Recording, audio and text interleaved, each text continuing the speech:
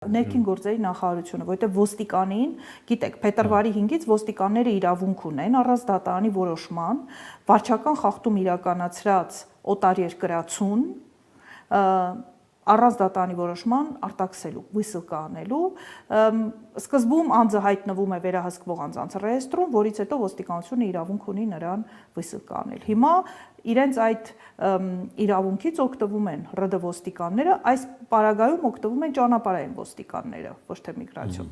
Իրենք ստուգում են փաստաթղթերը, հաշվում են եւ այն փաստաթղթերը, որոնք ուղարկել են ինձ վարորդները, այնտեղ հստակ նշված է, օրինակ ժամկետը 90 օրը լրացել է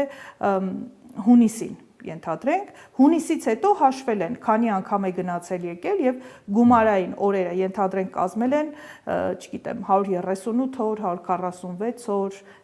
97 օր, այսինքն գումարել են իրար այդ օրերը, ինչքան է ավել գնացել մնացել Ռուսաստանի Դաշնության տարածքում եւ համապատասխանաբար դրել են մուտքի